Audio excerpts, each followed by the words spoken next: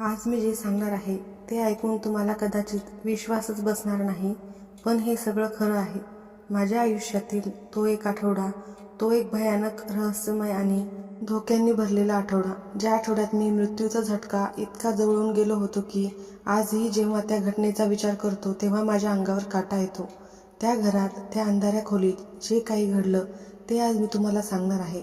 पण सुरुवात करण्यापूर्वी मी तुम्हाला सांगू इच्छितो, या कथेतील पात्र, प्रत्येक घटना अगदी खरी आहे आणि शेवटी जे उघड झालं ते ऐकून तुम्ही अवाक व्हाल.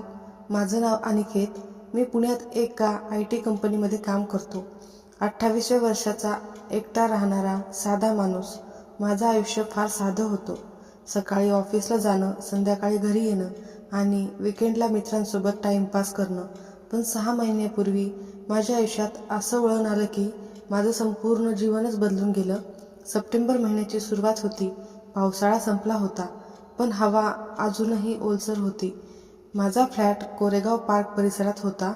एक 2 BHK असलेला छोटासा फ्लॅट होता. 5व्या मजल्यावर इमारतीत एकूण 8 फ्लॅट होते आणि माझ्या शेजारी फ्लॅट मागच्या 3 महिन्यापासून रिकामा होता. त्या शनिवारी संध्याकाळचे 6 वाजले होते. मी नुकताच ऑफिसमधून घरी आलो होतो.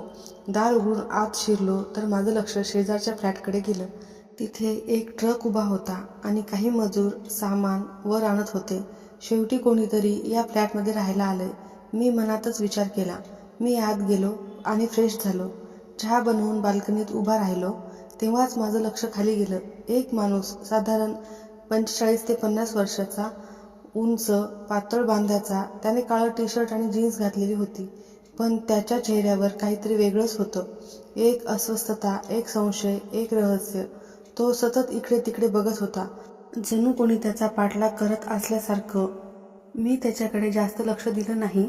नवीन शेजारी आला आहे एवढंच समजलो. पण त्या रात्रीपासून विचित्र गोष्टी घडू लागल्या. पहिली रात्र फार शांत गेली, पण दुसऱ्या रात्री 12 वाजण्याच्या सुमारास मला काहीतरी आवाज ऐकू आला. हलका पण स्पष्ट आवाज, जणू कोणीतरी भिंतीवर काहीतरी खोदत असल्यासारखा आवाज. मी लक्षपूर्ण ऐकलं. आवाज शेजारच्या फ्लॅटमधून येत होता. मी उठून खिडकीजवळ गेलो. शेजारच्या फ्लॅटमध्ये लाईट नव्हती, पण तो आवाज येतच होता. कदाचित तो माणूस काहीतरी फर्निचर मांडत असेल असा मी विचार केला आणि परत झोपायला गेलो. पण झोप फार लागली नाही. रात्रभर तो आवाज येतच राहिला. सकाळी उठल्यावर मी थकलेला होतो. ऑफिसला जाण्याआधी मी शेजारच्या दाराकडे एक नजर टाकली. दार बंदच होतं. कुठलाही हालचाल त्या घरामध्ये नव्हती. मी ऑफिसला निघून गेलो. संध्याकाळी परत आल्यावर मी सोसायटीच्या वॉचमनला विचारलं, अरे भाऊ, शेजारच्या फ्लॅटमध्ये कोण आले? वॉचमन म्हणाला, साहेब, त्यांचं नाव राजेश मेहता आहे. मुंबईहून आलेले आहेत. फार शांत माणूस आहे, कुणाशी बोलत नाही. त्याची फॅमिली आहे का असे मी विचारले तर वॉचमन म्हणाला, नाही साहेब, ते एकटेच राहतात. त्या रात्री पुन्हा तोच आवाज सुरू झाला. यावेळी मी काळजीपूर्वक ऐकलं. हा फक्त फर्निचर मांडण्याचा आवाज नव्हता. हा काहीतरी खोदण्याचा, ओरडण्याचा आवाज होता आणि मधून काही बडबडण्याचा देखील आवाज येत होता, जणू कोणी स्वतःशीच बोलत असल्यासारखं. तिसऱ्या दिवशी रविवार होता. मी घरीच होतो. दुपारच्या वेळी मी शेजारच्या दारावर ठोठावलं. काही वेळाने दार उघडलं गेलं. तो माणूस समोर उभा होता. त्याचे डोळे लाल होते, चेहरा कोरडा होता आणि त्याच्या हाताला धुळीचे डाग होते. मी स्मित हास्य देत म्हणालो, नमस्कार, मी तुमचा शेजारी अनिकेत. तो काही सेकंद माझ्याकडे रक्तपणे बघत राहिला. मग त्याने खोल आवाजात मला म्हटलं, मी राजेश. मी पुढे म्हणालो, काही मदत लागली तर मला बिनधास्त सांगा. तुम्ही कालच नवीन आलात. मी एवढं बोलताच त्याने माझं वाक्य अर्ध्यातच तोडलं. नको, मला काहीही नको. आणि त्याने त्याचं दार लगेच बंद केलं. मी आश्चर्यचकित झालो होतो आणि काय विचित्र माणूस आहे, मी हा विचार केला. त्या रात्री मी सावध झालो. रात्री 11 वाजता तो आवाज सुरू झाला. यावेळी मी माझे कान भिंतीला लावले. आवाज स्पष्ट ऐकू येत होता, खोदण्याचा आवाज. आणि मग अचानक एक शब्द ऐकू आला, माफ करा, मला माफ करा.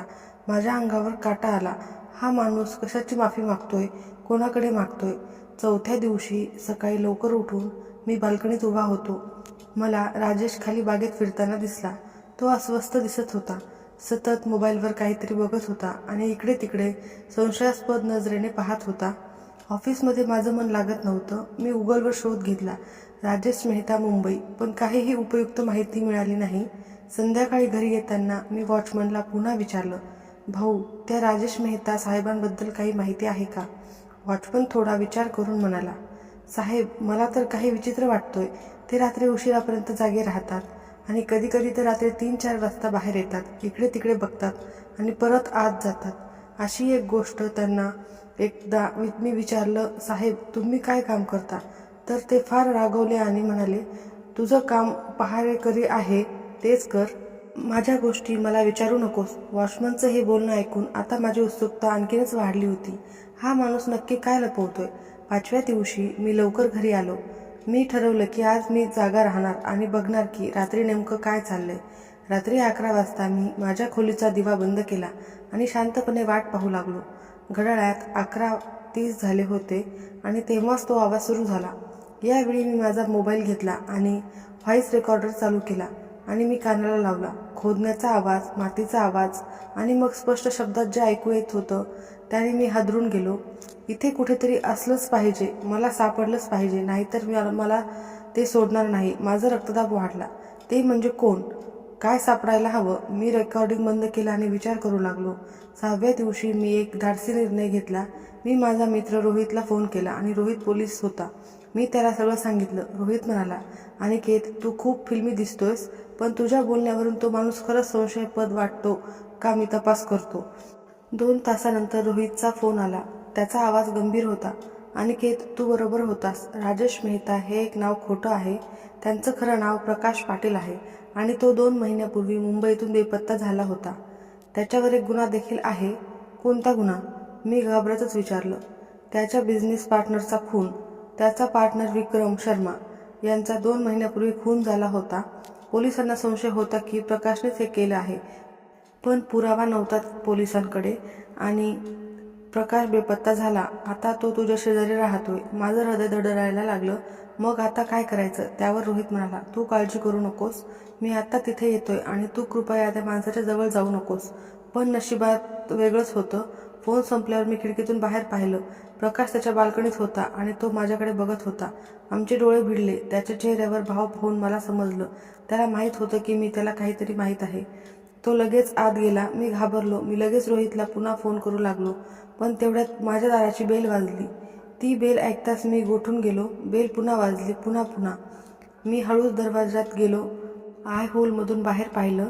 प्रकाश दारासमोर उभा होता. त्याच्या हातात काहीतरी होतं. एक वाकडं लोखंड.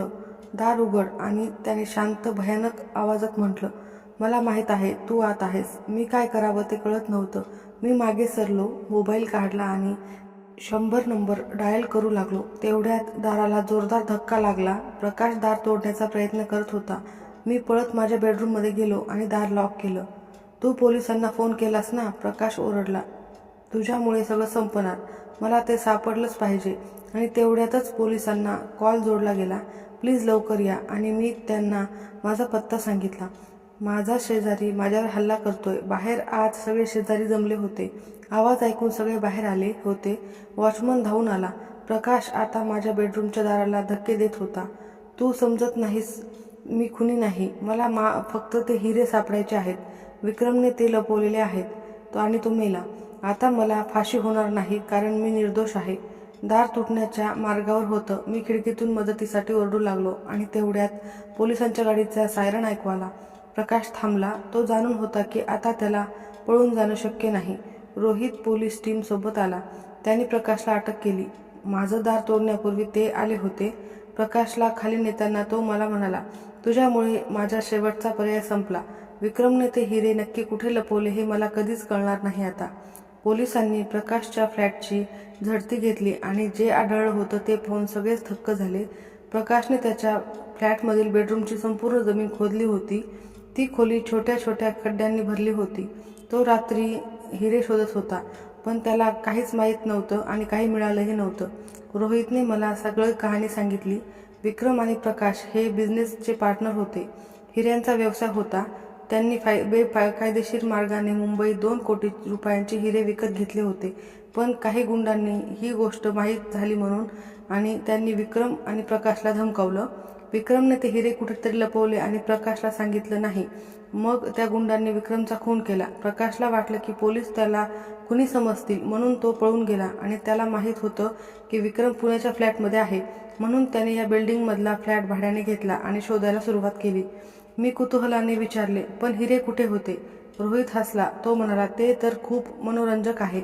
आम्ही विक्रमच्या मुंबईतल्या घराची तपासणी केली आणि शेवटी आम्हाला ते हिरे मिळाले. विक्रमने ते हिरे त्याच्या मुंबईतल्या घरातच किचनमध्ये झुंबराखाली लपवले होते. प्रकाश पुण्यात शोधत होता आणि हिरे मुंबईत होते. त्या बिचाऱ्याने व्यर्थच इतकी झटपट केली. आता माझा श्वास मोकळा झाल्यासारखा वाटत आहे. शेवटी सगळं संपलं होतं. प्रकाशला अटक झाली.